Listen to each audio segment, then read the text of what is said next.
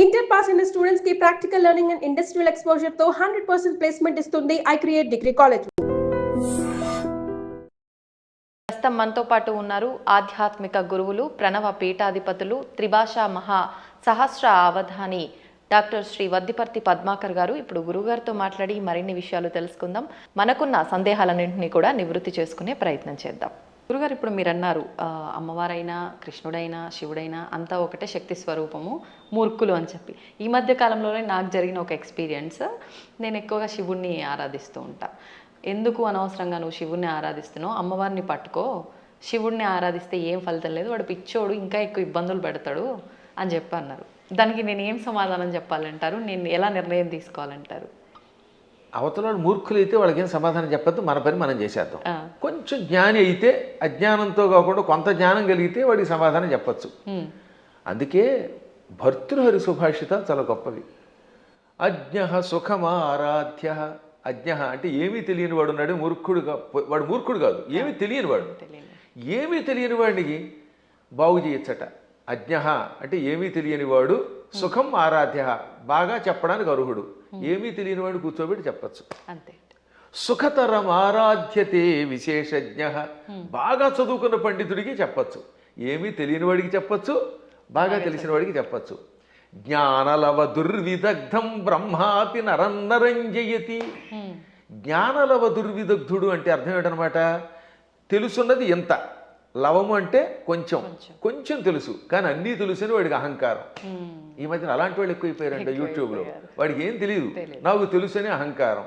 అలాంటి మూర్ఖుణ్ణి బ్రహ్మాపి నరన్నరంజయతి. అటువంటి నరుణ్ణి బ్రహ్మ కూడా బాగు చేయలేట. వాడికి ఏం చెప్పలేడు, బ్రహ్మ వచ్చి చెప్పినా వెండవాడు. అందుకే కొంతమంది మూర్ఖులు చూసారా, నేను దేవుడు చెప్పినా చేయను, దేవుడు వచ్చి దిగొచ్చినా విన్నంటాడు. వీడి మొహానికి దేవుడు దిగి వస్తాడా?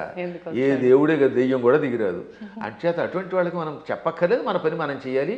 కానీ ఒక గొప్ప అద్భుతమైన శ్లోకం ఆది శంకరాచార్యుల వారు మనలాంటి వాళ్ళ కోసమని దేవి అపరాధ క్షమాపణ స్తోత్రంలో రాశారు. ఆ స్తోత్రం పేరేంటి? దేవి అపరాధ క్షమార్పణ స్తోత్రం. అమ్మా నన్ను క్షమించు అని చిట్ట చివరి చెప్పే స్తోత్రం. అద్భుతమైన స్తోత్రం అది. కొంతమంది వాళ్ళు అది కూడా ఆయన రాయలేదని పిచ్చివాదం చేసేవాళ్ళు ఉంటారు, వాళ్ళని మనం పక్కన పెట్టేద్దాం. కానీ చితాభస్మాలేపో గరళమశనం దిక్పటధర జటాధారి కంఠే భుజగపతిహారీ పశుపతి కపాలీ భూతేశో భజతి జగదీశైక పదవీం భవాని త్వత్పాణిగ్రహణ పరిపాటీ ఫలమిదం. భవాని అంటే ఓ పార్వతి, నీ భర్త శివుడి దగ్గర ఏముందమ్మో గొప్పతనం. ఇది ఎంత గొప్పగా ఉంటుంది ఈ స్తోత్రం, చివరిదాకా వినాలి జాగ్రత్తగా. ఆయన చితాభస్మాలేప, ఎవడో శవాన్ని తీసుకెళ్ళి శ్మశానంలో కాల్చారు. ఆ కాల్చగా వచ్చిన బూడిని ఏమంటారు? చితాభస్మము. చితి మీద నుంచి వచ్చినటువంటి భస్మం. ఆ భస్మాన్ని ఆలేప, ఒంటికి పూసుకుంటున్నవాడు. మనం గంధం పూసుకుంటాం అంటే, మా బొట్టి వాళ్ళం పూర్వం గంధం అరగ తీసుకుని పూసుకునేవాళ్ళం. మీ బొట్టి వాళ్ళు ఈ మధ్యన పెర్ఫ్యూమ్స్ వచ్చాయి కదా, కిష్కం కిష్కం అనేది ఏదో కొట్టుకుంటాడు, మళ్ళీ అందులోంచి గాలి వస్తుంది, అందులోంచి వచ్చేది గాలేగా పొగేగా అని మళ్ళీ అడ్వర్టైజ్మెంట్లు. సరే ఏది ఏమైనా మొత్తం మీద సుగంధ ద్రవ్యాలు పూసుకుంటారు. ఆయన మాత్రం ఒంటికి ఏం చేస్తాడు? కాష్టంలో బూడిద పూసుకుంటాడు. పోని ఆహారం ఇడ్లీలో చపాతీలో బూరిలో గారెలో దద్దోజనో తిండు, గరళ వశనం విషమే ఆహారంగా స్వీకరించాడు. ఇంకా మంచి బట్టలు కట్టుకుంటున్నాడా? కనీసం పద్మాకర్ గారైనా అంతో ఎంతో మంచి లాల్చీ వేశారు. కానీ ఆయన దిక్కులే వస్త్రం. దిక్కు అంటే తూర్పు మొదలుకొని అన్ని దిక్కులు. పటము అంటే వస్త్రం. దిక్పటధర అంటే దిక్కులను వస్త్రముగా ధరించేవాడు. అదే దిగంబరుడు అంటే. దిక్కు అంబరహ దిగంబరహ. అంబరం అంటే వస్త్రం, దిక్కులు వస్త్రంగా ధరించేటంటే అర్థం ఏంటమ్మా? ఇప్పుడు ఉదాహరణకి ఈ గదే పద్మాకర్ గారికి బట్ట అంటే ఇంక వేరే వస్త్రం వేసుకోలేదు. అది దిక్కులు వస్త్రంగా ధరించేటంటే ఏ బట్టలు లేకుండా ఉన్నాడు. అక్కడికి అది అయిపోయింది. ఇక తర్వాత ఏమంటున్నాడైనా, జటాధారి, చక్కగా క్రాఫ్ దువ్వుకోడు, కర్లింగులు లేవు, కటింగులు లేవు, జడలు అట్ల కట్టేసి ఉంటాయి. ఆ అట్టలు కట్టిన జడలను ధరిస్తున్నాడు. మెడలో బంగారపు గొలుసు ఒక్కటి కూడా లేదు. భుజగపతిహారి బుస్సుమని మీదకి వచ్చే కాటురాజు గారిని మెడలో వేసుకున్నాడు ఆయన. పావుని గొలుసుగా వేసుకున్నాడు. పశుపతి, ఇంకా ఆయన ఎవరికి అధిపతి? పశువులకు అధిపతి. చేతిలో చూస్తే ఏ కంచమో ఆకో పుచ్చుకుని వాళ్ళంతా బఫేని పెడుతున్నారుగా, ఆయన స్వామివారు ఏం చేస్తున్నారట? కపాలం ధరిస్తాడు. భిక్షాపాత్రగా చేతిలో పుర్రిని ధరించాడు, బ్రహ్మ కపాలాన్ని. భూతేశ, భూతాలకు అధిపతి. ఇవన్నీ అవలక్షణాలు పైకి కనపడ్డాం. కానీ ఇన్ని అవలక్షణాలున్నా జగదీశైక పదవీం భజతి అంటే సమస్త లోకాలకి ఈశ్వరుడు అవుతున్నాడు. జగదీశ్వరుడు అనగా సమస్త లోకాలకి అధిపతి, చక్రవర్తి. అన్ని లోకాలని పరిపాలించడానికి కావలసిన అర్హతలు వచ్చేసి ఆయనకి. లోకాలన్నిటినీ పరిపాలిస్తున్నాడు. కారణం ఏమిటో తెలుసా? భవాని త్వత్పాణిగ్రహణ పరిపాటి ఫలమిదం. నీ పాణిగ్రహణం చేశాడు, నీ చెయ్యి అందుకున్నాడు, అంటే నిన్ను పెళ్లి చేసుకున్నాడు. అమ్మ ఆయనలో అన్ని అవలక్షణాలే, అయినా లోకాలను పరిపాలిస్తున్నాడు. కారణం నిన్ను పెళ్లి చేసుకోవడం. ఇదంతా నీ అనుగ్రహం. అంటే ఇందాక ఒక ఆవిడ చెప్పిందనోగా, ఏమని? అమ్మవారిని పూజిస్తే లాభం ఆయన దగ్గరే ఉంది అని. ఈ పై శ్లోకం యొక్క తాత్పర్యం ఇలా కనపడుతుంది.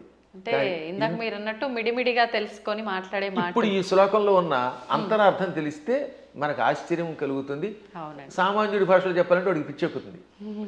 ఇప్పుడు అమ్మవారిని పార్వతి అనలేదండి. పార్వతి అంటే పర్వతరాజు కూతురు, పుట్టింటి వారి పేరుతో పిలవాల. భవాని అన్నాడు ఆయన. భవాని అంటే అర్థం ఏంటి? భవస్య పత్ని భవాని అంటే శివుడి పెళ్ళామా. దాని అర్థం ఏంటి? మళ్ళీ అక్కడ ఏమంటున్నాడంటే ఆవిడ్ని ఓ శివుడి పెళ్ళామా అన్నాడు.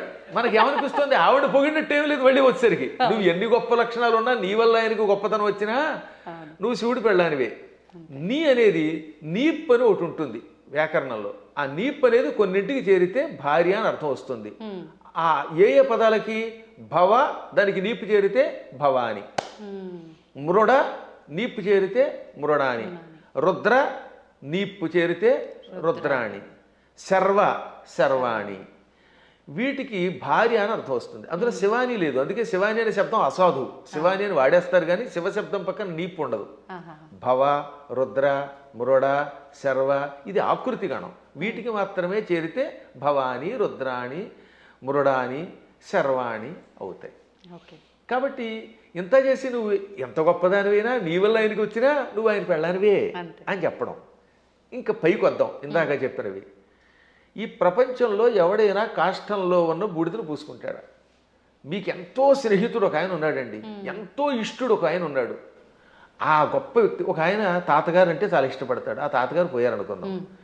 ఆ తాత లేకపోతే బతకలేనన్నవాడు ఆ తాతగారి శరీరం కాలిపోయాక ఆ బూడిద పూసుకుంటాడా? అస్సలు. ఒక్క శివుడు మాత్రమే తన భక్తులు తనను ఉపాసించాక వాడు నా భక్తుడు, వాడు నాకు ఎంతో ఇష్టుడు అని వాడు చావగానే వాడి శరీరాన్ని శ్మశానంలో కాలిస్తే రారా నాయనా అని వాడి బూడిదని ఒంటికి పూసుకుంటున్నాడు. ఆ బూడిద పూసుకోగానే వాడు శాశ్వతంగా కైలాసానికి వెడుతున్నాడు. అంటే ఆ భక్తుడి మీద ఆయనకి ఎంత ఇష్టం. ఈ ప్రపంచంలో ఇంత ప్రేమగా చూసే దేవుడు ఇంకెవడన్నా ఉన్నాడా? ఒకసారి ఆలోచించండి. భక్తుడి యొక్క కాష్టంలో బూడిదని ఒంటి మీద గంధంలా పూసుకునే ఏకైక కరుణామూర్తి శివుడే. ఆయనకి మాత్రమే శక్తి ఉంది, ఇంకెవడో పూసుకోలేడు. పూసుకుంటే చస్తాడు, బ్యాక్టీరియా వచ్చి చచ్చిపోతాడు ముందు. రెండవది గరళమశనం, పాలసముద్రం చిలికారు. ఈ పాలసముద్రంలో అమృతం వస్తుందనుకుంటే మొట్టమొదటి పుట్టింది విషం. భయంకర కాలకోట విషానికి లోకాలన్నీ కాలి బూడిదైపోయాయి. అందులోంచి పొగొచ్చింది. అందరూ దిక్కులేక శివ రక్షించమని ఆయన దగ్గరికి వెళ్ళారు. ఒక్కడు తాగాడా దాన్ని ఎవడన్నా? ఇంతమంది సోకాళ్ళు దేవతల్లో ఒక్కడైనా దాన్ని తాగి రక్షించాడా? ఒక్క శివుడు మాత్రం పార్వతి కేసు తిరిగి, పార్వతి వీళ్ళు నా పిల్లలు రక్షించమని అడిగారు, తాగేస్తున్నాను అన్నాడు ఆయన. అప్పుడు భార్య తాగమంటుందండి నిజంగాను? ఏ భార్య అయినా సరే, ఏమండి వాళ్ళకి మతి లేకపోతే మీకు మతి లేదా? బాబోయ్ నా మంగళసూత్రం గట్టిగా ఉండాలి, మీరు తాగద్దనాలా? కానీ ఆవిడే ఉంది, తాగేయండి. అందుకే పోతన గారు అక్కడ ఒక అద్భుతమైన పద్యం రాశారు భాగవతంలో అష్టమస్కంధంలో. మృంగెడివాడు విభుండని, మింగేవాడు తన భర్తని తెలుసు. ఆ మింగేవాడు తన భర్త అని ఆవిడ తెలియదా? తెలుసు. మృంగెడిదియు గరళమనియు, ఆయన మింగేది గరళం విషం తప్ప అమృతం కూల్ డ్రింకు కాదని ఆవిడికి తెలుసు. అది తాగితే ఏం జరుగుతుందో కూడా తెలుసు. అది ఇంకోటి ఎవడన్నా తాగితే చచ్చిపోతాడే తెలుసు. అయినా మేలని ప్రజకుల్ మృంగుమనే సర్వమంగళ మంగళ సూత్రంబునెంత మది నమ్మినదో. ఎంత అద్భుతమైన పద్యం. అయినా ఈ సృష్టి అంతా తన పిల్లలు, మా పిల్లలు బాగుండాలి, వాళ్ళ కోసం మేము ఏమైనా పర్వాలేదు అని త్రాగమన్నది. తాగమండవే కాదు, తన మంగళసూత్రాన్ని అంత నమ్మింది. శివుడు నా మెడలో మంగళసూత్రం కట్టాడు, కట్టాక ఆయనకి ఏం అవ్వదు, నా మెడలో ఆయన కట్టిన మంగళసూత్రం ఉండగా ఈ విషయం కూడా ఆయన ఏమీ చేయదనే నమ్మకంతో తాగమన్నదట. అది వాళ్ళ దంపత్య యొక్క బంధం. ఆ దంపతులు ఇద్దరిలో ఎవరు గొప్ప ఎవరు తక్కువ అంటే అది అజ్ఞానం. ఈవిడ వల్ల ఆయన, ఆయన వల్ల ఈవిడ. ఇంతకీ ఎందుకు చెప్తున్నానంటే, నేను అంతటి కాలకోట విషమును టక్కన చేతిలోకి తీసుకుని ఇంత నేరేడు పండు ముద్దగా మార్చి మింగాడు ఆయన. మింగడం కూడా కంఠంలో ఎక్కడ పెట్టుకున్నాడు, సరిగ్గా ఈ కంఠం దగ్గర పెట్టాడు. లోపల లోకాలు ఉన్నాయట, బయట లోకాలు ఉన్నాయి. విషం బయట ఉంటే బయట ఉన్న లోకాలని బూడిద చేస్తుంది, కడుపులో కెడితే కడుపులో ఉన్న లోకాలు బూడిదైపోతాయి. ఇక లోకములు లేని ఏకైక స్థానం ఆయన కంఠాన్ని మాత్రమే అట్టే పెట్టాడు. కంఠంలో లోకాలు లేవు, అందుకని గొంతుకులో పెట్టాడు. ఇక్కడుంటే ఎవరికీ ప్రమాదం లేదు కనుక. ఇప్పుడు మీకు ఒక కాఫీ ఇస్తాం, తాగండి. తాగి నాలుక మీద కానీ కడుపులోకి కానీ పంపకుండా గొంతుకులో అట్టే పెట్టగలరా? అస్సలు సాధ్యం. గుట్టక వేస్తే టక్కన కిందకి దిగిపోవాల్సిందే, లేదా అతి కష్టమే నోట్లో పెట్టాలి. అది కూడా ఎంతసేపు పెట్టగలం, బయటనే ఉమ్మాలి, అవునా? అటువంటిది అంత కాలకోట విషయాన్ని ఇక్కడ బంధించే శక్తి ఏ దేవతకుంది? ఒక్క శివుడికి ఉన్నది. అందుకే తెల్లని శివుడి శరీరం కూడా, శివుడు కూడా చాలా అందంగా తెల్లగా ఉండేవాడు. ఈ విషం కంఠంలోకి వెళ్ళాక నీలంగా మారిపోయి శ్రీకంఠుడు గరళకంఠుడు అయ్యాడు. అది ఆయనకు ఒక ఆభరణం అయింది, కీర్తి తెచ్చిపెట్టింది. అందువల్ల గరళ వచనం అంటే అంతటి విషాన్ని ఆహారంగా స్వీకరించి గొంతుకులో పెట్టినవాడు ఆయన తప్ప ఎవడున్నాడమ్మా? ఇంకా ఆకాశాన్ని జుట్టుగా మార్చుకొని అట్లగట్టేలా జడలు పెట్టాడు. ఆకాశంలో ఉన్న మబ్బులు అవన్నీ ఆయనకి కేశములైపోయాయి, వ్యోమకేశుడు ఆయన. అందువల్ల జటాధారి. మెడలో వాసుకి అని పిలువబడే ఒక భయంకర సర్పాన్ని ఎవడు పెట్టుకోగలుగుతాడు? ప్రపంచంలో పాములు భరించే శక్తి ఇద్దరుకుంది. ఒక ఆయన పాము మీద పడుకున్నాడు, శ్రీ మహావిష్ణువు ఆదిశేషుడి మీద. ఇంకోటి ఎవడు ఆయన భరించలేడు. ఆ వాసుకినేమో మెడలో ఈయన గొలుసులో వేసుకున్నాడు. అలా విషసర్పమును కూడా ఆభరణంగా ధరించావు. పశుపతి అంటే మనందరం పశువులం, జీవులందరినీ ఏమంటారు? పశువులు. ఇంగ్లీష్లో కూడా man is a social animal అంటారు, గుర్తుపెట్టుకోండి. సంస్కృతంలో కూడా అంతే. పశువులు జంతువునాం నరజన్మ దుర్లభం. ఈ జంతువులలో మానవ జన్మే దుర్లభము. కాబట్టి ఏ లాంగ్వేజ్లో అయినా సరే పశు శబ్దమునకు ప్రాణులు అని అర్థం. ప్రాణులందరినీ పరిపాలించేవాడు ఆయన పశుపతి అంటే. ఇంకా కపాలి, బ్రహ్మ కపాలాన్ని చేత్తో పట్టుకుని బ్రహ్మ యొక్క అహంకారాన్ని నడిచి యావజ్జీవితం చేతిలో పెట్టుకుని అందులో భోజనం పెట్టేవాడు ఎవడు అంటే కపాలి. అంటే ఇన్ని సంపదలున్నా అష్టసిద్ధులున్నా పార్వతి భార్య అయినా భిక్షాపాత్రని చేత ధరించి ఎవడైనా చివరికి భిక్షుకుడే. ఈ ప్రపంచంలో నేను భిక్షుకుడే, నువ్వు భిక్షుకుడివే, ఒకళ్ళొకళ్ళు యాచించుకోవాలి అని చెబుతున్న మహానుభావుడైన ఒక్కడే. ఇంకా భూతేశ, భూతములు అంటే మీరు అనుకున్నట్టుగా హేహాన మీదకి వచ్చే భూతాలు కాదు, పంచభూతాలు. ఈ పృథివ్యాపస్తేజో వాయురాకాశములు, భూమి అగ్ని జలము వాయువు ఆకాశం అనే పంచభూతములు, ఇక ప్రాణులు, వీళ్ళందరికీ అధిపతి. అందుకే ఆయన జగత్తుకి ఈశ్వరుడు అయ్యాడు. అందువే నువ్వేం చేసావు?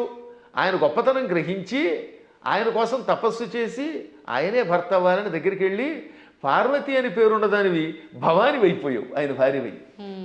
అందుకే ఇప్పటికి కూడా ఇంగ్లీష్ వాళ్ళు మన సంస్కృత సంప్రదాయాల్లో కొన్ని పాటిస్తున్నారు. ఉదాహరణకి పద్మాకర్ గారి భార్య ఉంది, ఆవిడ ఏమన్నా మిసెస్ పద్మాకర్ అంటారా లేదా? అంటారు. రంగవేణి గారిని పిలవకుండా అంటే భవానీలాగా. పార్వతి కాస్త ఆయన భార్య అయ్యాక మిసెస్ శివ అయ్యింది. ఆ మాట భవానీ అన్నాం అంతే టెక్నిక్గా. అంటే ఎంత గొప్ప శక్తి!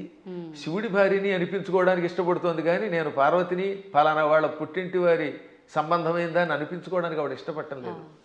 ఈ లక్షణాలు ఆయనలో గొప్పవి కాబట్టే ఆయనని నువ్వు వరించావు, నీ వల్ల ఆయన పార్వతీ వల్లభుడయ్యాడు. ఈ విధంగా ఇద్దరు గొప్పవారే. ఇంక చివరిగా దిక్పటధరహ అంటే దిక్కులే వస్త్రములంటే మొత్తం ప్రపంచం అంతా వ్యాపించినవాడు. అది వ్యాపిస్తే కదా బట్ట అయ్యేది. మీరు ఆలోచించండి, తూర్పు పడమర ఉత్తరం దక్షిణం ఆగ్నేయం నైరుతి ఈ వాయువ్యం ఈశాన్యం అని పిలువబడే దిక్కులు పైన కింద ఉన్నవి మనకు బట్ట అవ్వాలంటే మనం అంత శరీరం కలిగిన వాళ్ళు అయ్యి ఉండాలి. ఇప్పుడు నాకు ఈ గది బట్ట అవ్వాలంటే నేను గది అంతా నిండిపోవాలి, అప్పుడు ఈ గదిని నేను బట్టగా ధరించగలను, అవునా? అందువల్ల సర్వవ్యాపకుడు అని అర్థం.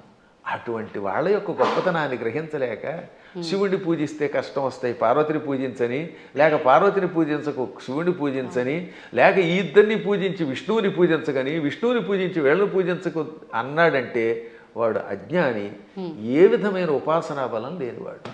అందువల్ల వీటికి అతీతంగా సర్వవ్యాపకుడైన శివుడు ఆయన ఏకో దేవ, ఏకో దేవ కేశవో వా శివో వా, ఒకడే దేవుడు. నువ్వు శివుడను, కేశవుడను, పార్వతి అను, లేక లక్ష్మి అను, సరస్వతి అను, కుమారస్వామి అను, విఘ్నేశ్వరుడను, ఇన్ని రూపములతో కనపడుతున్న పరమాత్మ ఒక్కడే.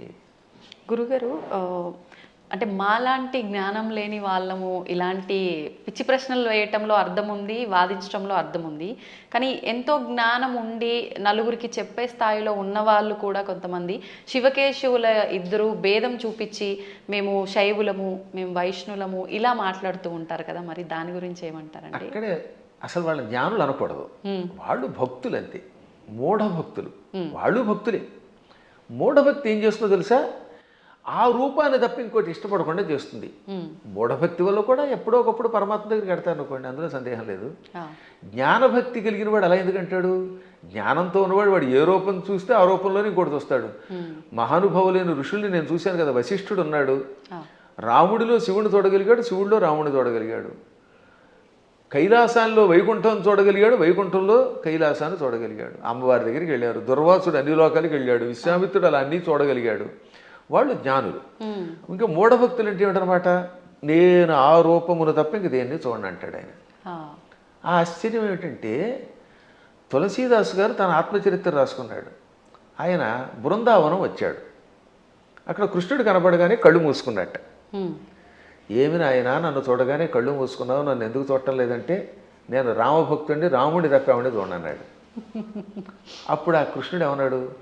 రాముడైనా కృష్ణుడైనా నేనే కదా, నువ్వు భాగవతం చదివినవాడివి, నేను ఎన్నో అవతారాలు ఎత్తానని నీకు తెలుసు కదా అంటే అన్నీ నాకు అనవసరం, నువ్వే అన్ని రూపాలు, నువ్వే మత్స్యకూర్మాది సమస్త అవతారాలు ధరించావు, అయినా నేను రాముడి తప్ప చూడను, నాకు ఆ కోదండం పుచ్చుకుని ఏకపత్నిరతుడిగా ఉన్న రాముడే కావాలి, కృష్ణుడు వద్దన్నాడు.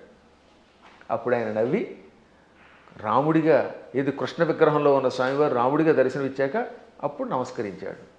అప్పుడు ఆయన కనువిప్పు కలగజేసి, పిచ్చివాడా, పువ్వులు వేరైనా ఏ పువ్వుతో చేసినా పూజ ఒకటే కదా, అంతే అండి.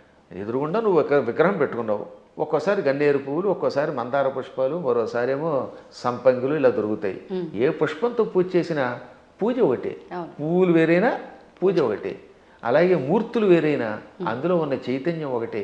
ఈ మాత్రం జ్ఞానం లేకపోతే నీకు ఎప్పటికీ మోక్షం వస్తుందనగా అప్పుడు పశ్చాత్తాపంతో ఆయన రాముడైనా కృష్ణుడైనా ఒకటే అని హిందీలో ఒక స్తోత్రం రాశాడు. దాన్ని తెలుగులోకి అనువాదం చేసి శ్రీకృష్ణాంజనేయ యుద్ధం అని ఒక సినిమా ఉందిరండి, అందులో చాలా అద్భుతంగా రాశారు. ఘంటసాల వారు చాలా బాగా పాడారు. చిట్ట చివరిలో ఆంజనేయుడు జ్ఞానోదయం పొందినట్టుగా ఆ పాట పెట్టారు. పూలు వేరైనా పూజ ఒకటని నేటికి తెలిసెను ఓ దేవా, రాముడవైనా కృష్ణుడవైనా ఆదిదేవుడవు నీవేనయ్యా, రాముడవైనా కృష్ణుడవైనా ఆదిదేవుడవు నీవేనయ్యా, హరే రామ హరే కృష్ణ హరే రామ హరే కృష్ణ హరే రామ హరే కృష్ణ. అందుకని మన వాళ్ళు హరే రామ హరే కృష్ణ అన్నారు. పరమాత్ముడు ఒకటే. కానీ మూఢత్వం ఉన్నంత వరకు, పూర్వజన్మ యోగం ఒకటి ఉన్నంత వరకు చచ్చిన ఈ సత్యాన్ని వాడు అంగీకరించలేదు. కర్మ. ఏ నదుల్లో కూడా రండి, అదే గంగాజలం, గంగ ఓ చోట, ఇంకో చోట కృష్ణ, ఓ చోట గోదావరి, మొత్తం మీద నీరే. కొంచెం భేదాలు ఉంటాయి, ఎందుకనంటే ఆ ప్రాంతాన్ని బట్టి, మూలికలు బట్టి. గంగ గంగే, ఇంకో దక్షిణ గంగ గంగే. కానీ వీటిలో ఎన్ని కొలుస్తున్నాయి? మనం కూడా అలాగే మూర్తులలో ఉన్నప్పుడు ఆ భేదాలను బట్టి ఒక్కొక్క రూపంలో ఒక్కొక్క పని చేస్తాడు. కానీ చిట్ట చివరికి వచ్చేసరికి అన్నీ ఒకటే. కృష్ణుడు చెప్పాడా లేదా? చిట్ట చివరికి నేనే అన్నాడు ఆయన. భగవద్గీతలో విభూతి యోగంలో ఎవరెవరిలో ఏ విభూతి ఉందో అది నేనేం చెప్పాడు ఆయన. యద్యద్విభూతివత్సర్వం తత్తదూర్జితమేవవా, ఎవరెవరిలో ఏ శక్తులు ఉన్నాయో నావే అని చెప్పడానికి వరుసగా చెప్పుకొచ్చాడు అనమాట. మృగాణాంచ మృగేంద్రోహం, జంతువులలో సింహాన్ని నేను, మృగాలలో సింహాన్ని నేను, వైనతేయశ్చ పక్షిణాం, పక్షులలో గరుత్మంతుణ్ణి నేను, ప్రహ్లాదశ్చాపి దైత్యానాం, రాక్షసులలో ప్రహ్లాదుణ్ణి నేను, అలా కవులలో ఉసినసుణ్ణి అంటే శుక్రాచార్యుణ్ణి నేను, బుద్ధిమంతులలో బృహస్పతిని నేను. చివరికి బృహస్పతి శుక్రుడు కూడా ఆయనే. అలాగే శంకరశ్చాపి రుద్రాణం, ఏకాదశి రుద్రుల్లో శంకరుణ్ణి నేను. అర్థమైందా? చివరికి శివుడు కూడా నేనే. ఆ విధంగా సమస్తం నేనే. కాబట్టి ఆయన కానిదంటూ ఏమీ లేదు. గురుగారు, భగవంతుడు ఇప్పుడు ఇన్ని రూపాల్లో ఉన్నాడు. శివుడైనా విష్ణువైనా భేదమే లేదు. కానీ విష్ణుమూర్తి అవతారాలలోనే కొన్ని అవతారాలలో, దశావతారాలలో రాముడు కృష్ణుడు కూడా ఆయన అవతారమే. కానీ వాళ్ళు దేవుళ్ళు కాదు, మానవులు. వాళ్ళు దేవుళ్ళు అనకూడదు, ధర్మానికి ప్రతిరూపాలుగా మనం భావించాలి అని అంటూ ఉంటారు. దాన్ని ఎలా తీసుకోవచ్చు అంటారు? ఇది ఒక పెద్ద సమస్య అని చెప్పాను కదా. ఈ పెద్ద ఎవడికి వాడు మేధావి అయిపోవడం వల్ల వచ్చిన పని. భగవంతుడు శ్రీ మహావిష్ణువు 22 అవతారాలు ఎత్తాడు. ఎన్ని? 22. ఈ 22లో 21 అవతారాలు అంశ అవతారాలు అంటారు. ఒక్క అవతారం పరిపూర్ణ అవతారం. సనక సనందనాదులు, వృషభావతారము, కపిలావతారము, పరశురామావతారము, వేదవ్యాసావతారము, ఇవన్నీ అంశ అవతారాలు. వాటిలో ఈ మత్స్యావతారం, కూర్మావతారం, వరాహావతారం, నరసింహావతారం, రామావతారం, ఇది పరశురామావతారం, ఇవన్నీ కూడా. ఒక్క కృష్ణుడు మాత్రం సంపూర్ణ అవతారం. కాబట్టి అందరూ అనుకున్నట్టుగా 10 కాదు అవతారాలు.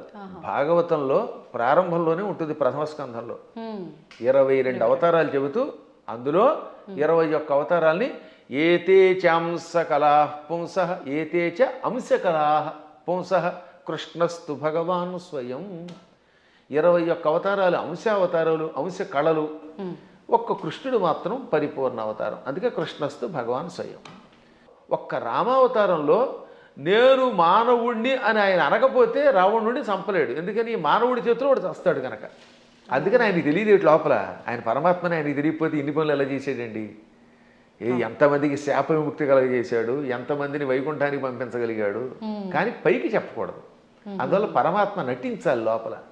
అందుకని మర్యాద పురుషోత్తముడుగా ఆత్మానం మానుషం మన్యే రామం దశరథాత్మజం.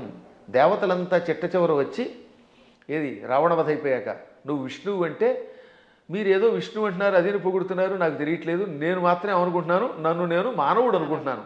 ఆత్మానం అంటే నన్ను మానుషం మన్యే, మనిషిగా భావిస్తున్నాను. మన్యే అంటే భావిస్తున్నాను, అనుకుంటున్నాను. పైగా ఎవరట? రామం దశరథాత్మజం, దశరథుడు కొడుకేని రాముడు అనుకుంటున్నాను. మీరు ఎవరో అంటున్నారంటే అప్పుడు శివుడు వచ్చామన్నాడు. అక్కడ భలే చెప్తాడండి వాల్మీకి.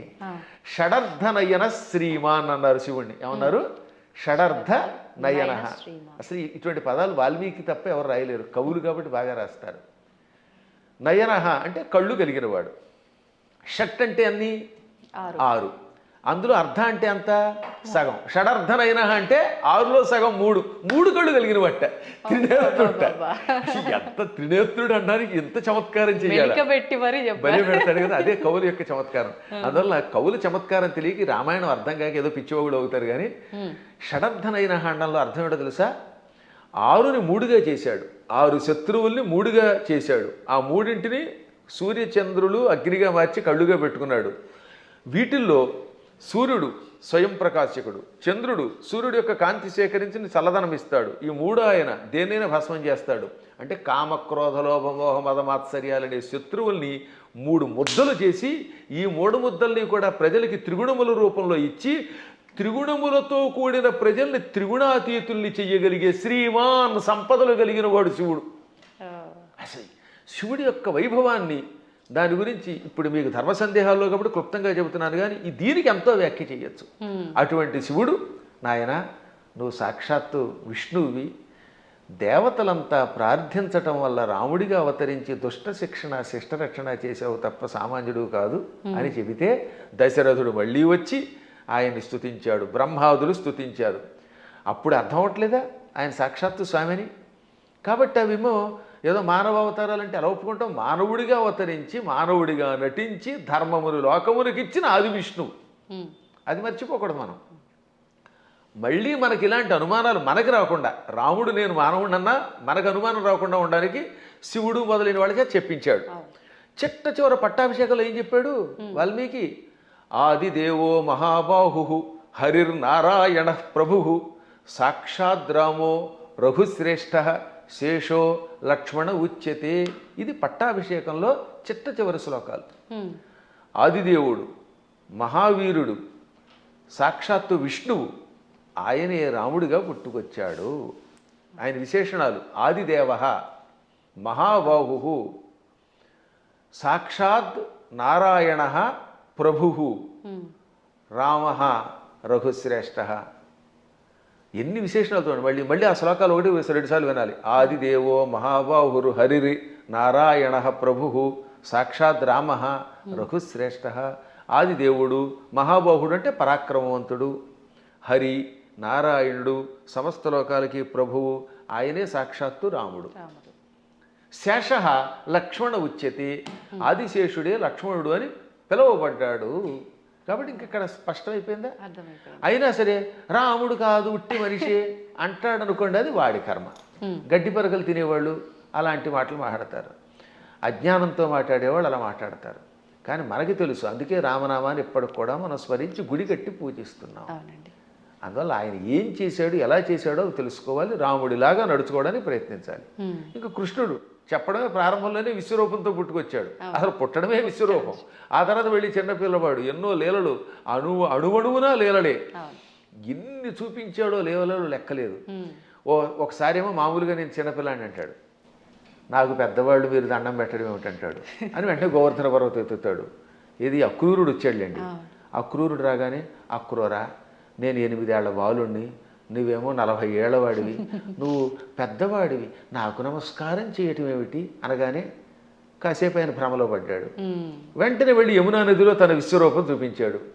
వెంటనే తాను మరిచిపోయి స్తోత్రం చేసి, నేను పెద్దాడిని ఏంటి, నువ్వు పిల్లవాడు ఏమిటి, సమస్త లోకాలకి నువ్వే తండ్రి బాబోయ్ అన్నాడు ఆయన.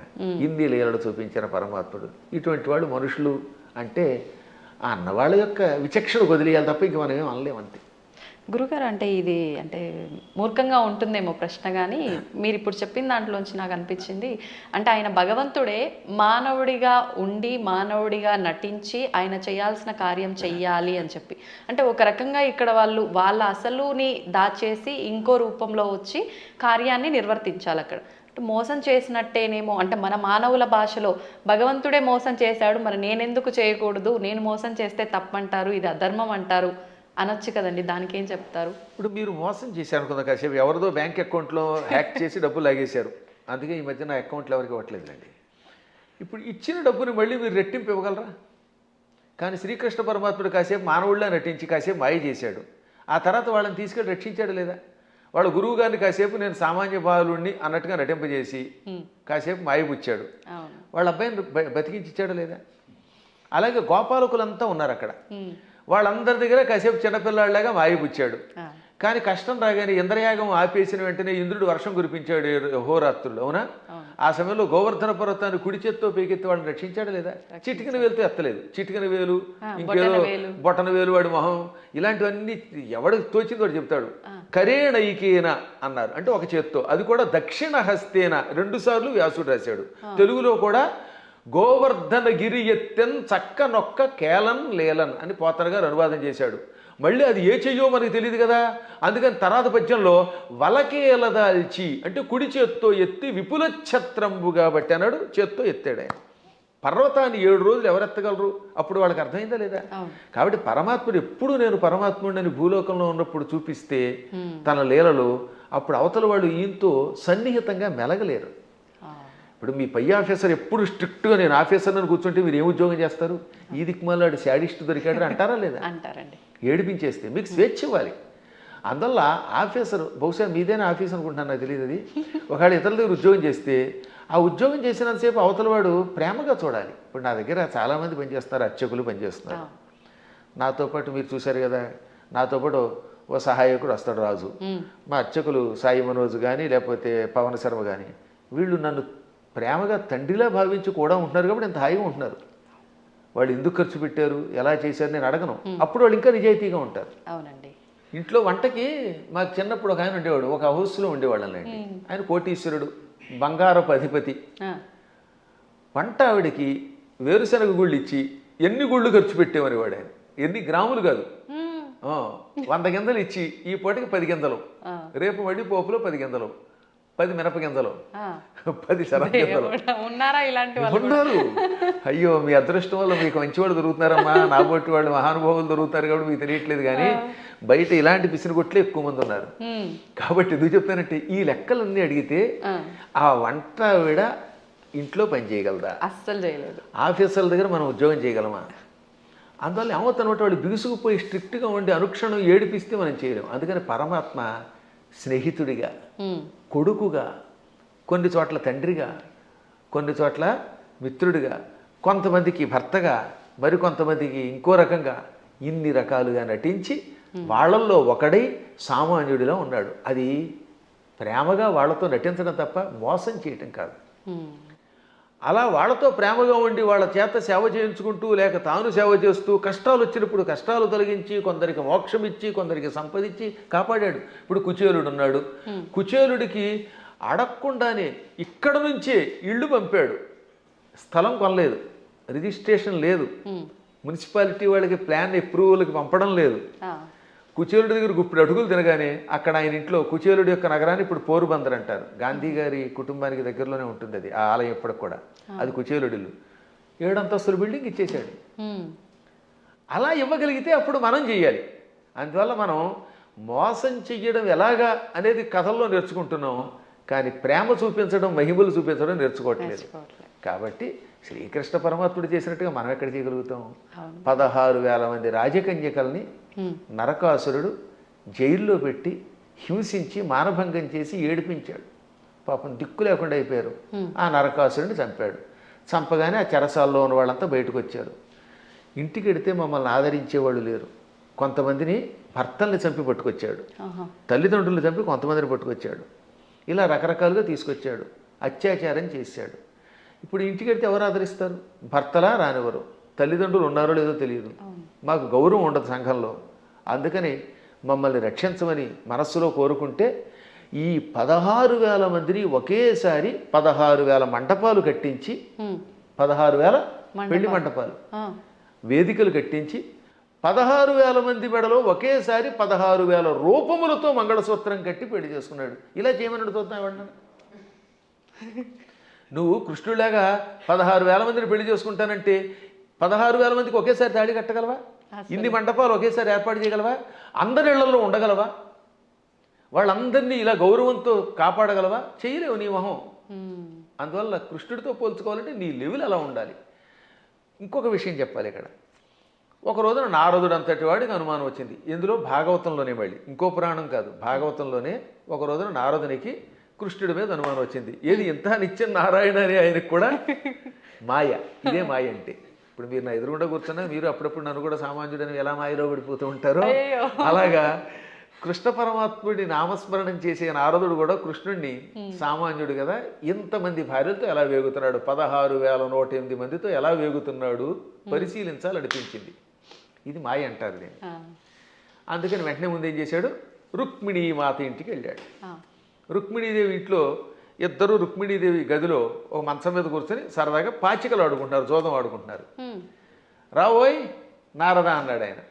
ఓ నమస్కారం చేసి, ఇప్పుడు రుక్మిణి దగ్గర ఉన్నాడు కదా, ఇక్కడ నుంచి రెండో భార్య జాంబవతి దగ్గరికి వెడదాం. రెండో ఆవిడ జాంబవతి, 3 సత్యభామ. ఎందుకని శమంతకమణిని తీసుకురావడానికి వెళ్ళింది ముందు జాంబవతి దగ్గరికి. జాంబవతిని పెళ్లి చేసుకుని వచ్చాక ఆ తర్వాత సత్రాజిత్తుకి మణిస్తే 3వ భార్య సత్యభామ అయ్యింది. ఇప్పుడు ఏం చేశాడు, రెండో భార్య దగ్గరికి వెళ్ళాడు. అక్కడ కృష్ణుడు కనపడలేదు, జాంబవతి కనపడింది. అమ్మ జాంబవతి, ఈ కృష్ణుడు ఉన్నాడే ఆ రుక్మిణి దగ్గర అనేదో చెప్పబోతూ ఉంటే, ఏమిటి మహర్షి చెబుతున్నారు మా ఆవిడికి అని ఆవిడ పక్క నుంచి వచ్చేసాడు ఈయన. మా ఆయన ఇప్పటిదాకా నా పక్కనే ఉన్నాడు, నాకు జడేస్తున్నాడు, నువ్వేదో రుక్మిణి అంటున్నావు ఏమిటంది. అబ్బాయి లేదమ్మా, రుక్మిణి దగ్గరికి వెళ్లకుండా నీ దగ్గరికి వచ్చాడని చెప్పబోతున్నానని మాట మార్చి ఇక్కడి నుంచి సత్యభామ దగ్గరికి వెళ్ళాడు. అమ్మ సత్యభామ, నీకెన్ని కష్టాలు వచ్చాయి అనబోతూ ఉండగా, సత్యభామ ఏం కష్టాలు వచ్చాయి, మా ఆయన నాకు వంట చేసి పెడుతున్నాడు అంది. ఆ లోపల వంట చేసి పెడుతున్నాడు. ఇలా ఈయన రుక్మిణి, జాంబవతి, సత్యభామ, కాళింది, నాగ్నజితి, లక్షణ, సుదంత, భద్ర, ఈ 8 మంది పట్టమహిషులు, ఇంకా మిగిలిన 16,108 100 మంది. ఈ 8తో కలిసి 16,108. అందరి పేర్లు చెప్తాను, ఓ ఏడాది పడుతుంది మరి మీకు రాసుకోగలనండి వరసగా. వాళ్ళందరి పేర్లు నాకు తెలుసు, కంఠస్థం కూడా చేశాను. ఎవరికైనా ఓపిక ఉంటే ఓ ఎపిసోడ్ అంతా వాళ్ళ పేర్లు అలా చెప్పుకుంటూ వెళ్ళిపోతాను. ఒక్కొక్కళ్ళ పేర్లు 2 సుకేసిని, కేసిని, మంజస, సమంజస, పుంజస, ఇలా రకరకాల పేర్లు కొన్ని రిపీట్ అవుతూ ఉంటే కొద్ది తేడా ఉంటాయి. ఎంతమంది ఇళ్లల్లోనూ ఈ నారదుడు వెళ్ళడం, ఒక ఇంట్లో పాలు పితుకుతూ, ఓ చోట పాయసం చేస్తూ, ఓ చోట కాళ్ళు ఒత్తుతూ, ఓ చోట ఏమో ఇంకోటి చేస్తూ, ఓ చోట ఏమో ఇల్లు తుడుస్తూ, ఓ చోట సరదాగా ఆడుతూ పాచికలు ఆడుతూ, ఓ చోట ఏమో ఇంకో బంతి ఆడుతూ, అన్ని చోట్ల కనబడ్డాడు. పిచ్చెక్కిపోయింది నారదునికి. అంతే కదా మరి. ఇది భాగవతంలో నారదుడు కృష్ణుని పరీక్షించుట అనే ఘట్టంతో రాశారు భాగవతంలో. అప్పుడు ఆయనకి జ్ఞానోదయమై, నేను నిరంతర హరినామస్మరణం చేసిన వాడిని, నారాయణుడు సర్వాంతర్యామని తెలుసు. అసలు విష్ణు అనే శబ్దం మనకు అర్థం ఏంటి? వ్యాపకశీలత్వాత్ విష్ణు, అంతటా వ్యాపించి నిండి ఉన్నవాడు గనక విష్ణు అని పేరు. ఆయన భక్తుణ్ణి, ఆయన ఎక్కడున్నాడు అక్కడున్నాడా లేదా అని పరిశీలించడం ఏమిటి అని అజ్ఞానంలో పడ్డానని గ్రహించి వెంటనే కాళ్ళ మీద పడి స్తోత్రం చేస్తాడు. అంటే నారదునికే మాయ కలిగితే ఇక మనకి రావడంలో ఆశ్చర్యం ఉంది. కాబట్టి అన్ని చోట్ల ఉంటాడు ఆయన. ఆయన స్థాయిని మనతో పోల్చుకుని ఆయనలా ప్రవర్తిద్దామంటే పులిని చూసి నక్క వాతలు ఎట్టుకుంటే వాతలు మిగులుతాయి, ఉన్న చర్మం పోతుంది, కానీ పులి మచ్చలు రావు. గురుగారు, ఇప్పుడు మీరు చెప్పిన దాన్ని బట్టి కృష్ణుడు ఆయన భార్యలతో ఉన్నది ఒక ఉదాహరణగా మాకు అర్థమవడం కోసం చెప్పినా అది వినటానికి అయితే చాలా బాగుంది. ప్రస్తుత రోజుల్లో నిజంగా భార్యాభర్తల బంధం అలా లేదని చెప్పాలి. అంటే అందరూ అని కాదు, కొంతమంది ఒక మిత్రుల్లా ఉండాలి అంటే సమయానికి తగ్గట్టుగా ఇద్దరు భార్యాభర్తలు అన్యోన్యంగా అలా ఉండాలి, కానీ అలా ఉండట్లేదు. ఎందుకని అంటారు? ఇప్పుడున్న కారణం ఏంటి చెప్పమంటానమ్మా? అసలు సగం సినిమాలే పాడి చేస్తున్నాయి కొంత, ఇప్పుడు సినిమాలు మరికొంత. మనుష్యులలో ఆర్థిక స్వాతంత్రం వచ్చేసింది. పిల్లల్ని చిన్నప్పటి నుంచి గారంగా పెంచడం తల్లిదండ్రులు చేస్తారు, సందేహాలు అక్కడ పెంచాలి. కానీ అదే సమయంలో భార్యాభర్తల బంధం ఒకరితో ఒకరు ఎంత జాగ్రత్తగా ఉండాలి, క్షణికోద్రేకాలతో కోపాలు తెచ్చుకొని తిట్టుకోకూడదనేది చిన్నప్పటి నుంచి చెప్పట్లేదు కదా. ఇప్పుడు పూర్వం రుక్మిణీ కృష్ణుల కథ, సీతారాముల కథలు చిన్నప్పటి నుంచి నూరిపోసి ఏదన్నా చిన్న చితక గొడవలు వస్తాయి. భార్యాభర్తలకు తగాదాలు లేకుండా ఎలా ఉంటాయి? సతీదేవి కూడా శివుడి మాట వినకుండా వెళ్ళిపోయిందా లేదా? ఒక్కసారి సతీదేవి శివుడు వద్దంటున్నా వినిపించుకోకుండా పుట్టింటికి చూడడానికి యజ్ఞానికి వెళ్ళింది, శరీరం విడిచిపెట్టింది. భర్తకు దూరం అయితే చివరికి మిగిలేదు అదే. డబ్బు సంపాదించవచ్చు, నువ్వు ఇంకేదైనా పలుకుబడితో ఉండొచ్చు, కానీ భార్యాభర్తలు ఇద్దరు ఐకమత్యంతో ఉండడం వల్ల వచ్చే ఆనందం వేరనే కథలు చెప్పేవారు పూర్వం. మా చిన్నప్పుడు ఇలాంటి కథలే చెప్పేవారు. అందువల్లే పూర్వం ఒకసారి పెళ్లి చేసుకుంటే యావత్ జీవితం వాళ్లే దంపతులు. ఇప్పుడు 16 రోజుల పండుగ గడిస్తే గొప్ప. తొలినాడు ఏదో హడావిడి, మలినాడు మడావిడి అన్నట్టుగా అయిపోతుంది. 16 రోజుల తర్వాత మళ్ళీ ఇద్దరు విడిపోతున్నారట. కొట్టుకోవడాలు, తిట్టుకోవడాలు, ఇవన్నీ కొంత తల్లిదండ్రుల యొక్క పెంపకం లోపం, కాల ప్రభావం, మీడియా ప్రభావం అన్నీ ఉన్నాయి, ఒకదాని మీద ఒకటి పడుతున్నాయి. కానీ దైవానుగ్రహం వల్ల మళ్ళీ పూర్వపు లక్షణం వస్తుందని నాకు నమ్మకం. అందువల్ల నా ఉద్దేశంలో చిన్నప్పటి నుంచి పిల్లలకి చక్కని కథలు చెప్పాలి. వస్తాయి తగాదాలు అయినా, కానీ అయినా కలిసి ఉండండి. ఎప్పుడైనా భార్యకు కోపం వచ్చినప్పుడు భర్త తగ్గాలట, భర్తకు కోపం వచ్చినప్పుడు భార్య తగ్గాలి. ఈవిడేమో తోసుంటా అంది, ఈవిడ తోసుంటా అన్నాడు, ఇంకేముంది రెచ్చిపోతే కొట్టుకుపోతారు, ఇంకా విడాక్ అయిపోయింది. దీనివల్ల ఏమిటి సాధిస్తున్నారు చివరికి? ఒక్క ఇంట్లో సుఖంగా ఉంటున్నారా? ఇవాళ కలియుగంలో గుండెకాయ లబ్ డబ్ అని కొట్టుకోవడం మానేసింది. పూర్వం గుండెకాయ లబ్ డబ్ అని కొట్టుకునేది, ఇప్పటికీ చేయేస్తే లబ్ డబ్ అని ఉంటుంది. కానీ లబ్బు పోయి డబ్బు డబ్బు డబ్బు అని కొట్టుకుంటుంది. అదొక జబ్బు కింద పట్టుకుంది. దాంతో కుటుంబాలు విచ్ఛిన్నమైపోతున్నాయి. అయినా మా అదృష్టం ఏంటంటే మేము పిల్లలకి చిన్నప్పుడు వచ్చే సంస్కారం వల్ల మా పిల్లలు అలాగే చక్కగా కలిసి ఉంటున్నారు, మా అన్నదమ్ముల పిల్లలు కలిసి ఉంటున్నారు. అందువల్ల వీటిని మళ్ళీ ఆదర్శంగా తీసుకోవాలి. ఈ మధ్యన మా పురాణాలు విన్నాక చాలామంది మార్పు చెందుతున్నారు. క్షణికోద్రేకంతో విడిపోతే ఉంది. తల్లిదండ్రుల ప్రేమ పిల్లలకు ఉండదు. ఈ పిల్లలు మళ్ళీ పిశాచాల్లా తయారైపోతారు. వీళ్ళు కొట్టుకుంటారు, హత్యలు చేస్తున్నారు, చస్తారు, బాంబులు వేసుకుంటారు. చివరికి ఏం సుఖం?